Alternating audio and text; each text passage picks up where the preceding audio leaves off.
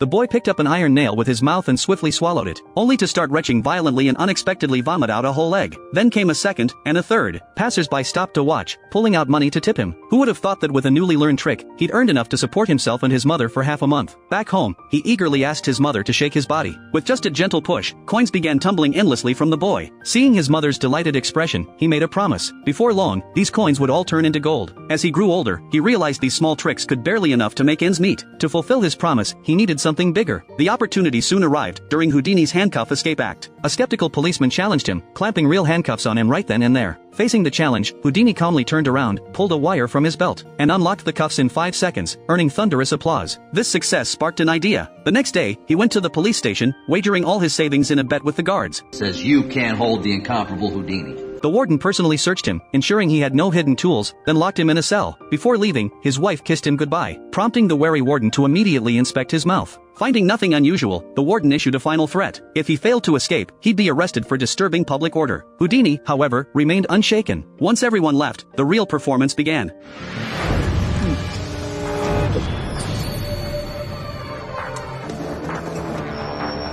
A feat that landed him on newspaper headlines and skyrocketed his fame. After rising to stardom, Houdini knew he had to innovate. With the help of prop master Jim, he took on an even bolder escape, breaking free from prison while wrapped in iron chains. To prevent any tricks, the guards stripped him naked, taped his mouth shut, and locked him in a cell. Yet, hidden in Houdini's tightly clenched hand was a secret: he had 6 fingers.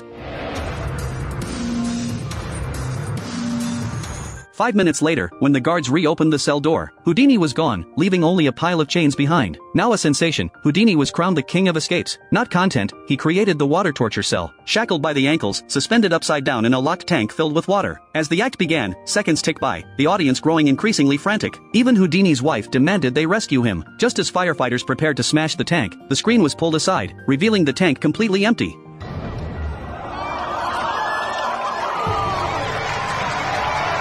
Houdini's magic career was illustrious, but with the rise of cinema, he faced a professional crisis. To compete with Charlie Chaplin's films, he moved his performances outdoors, diving into a frozen lake while bound in chains. Each successful outdoor escape cemented his legendary status once more. Yet, fate was unkind to this great magician. Before one final performance, he suddenly collapsed and never stood again, marking the end of his extraordinary life. In his autobiography, Houdini wrote, "All magic in this world is fake, but the joy it brings to people is undeniably real."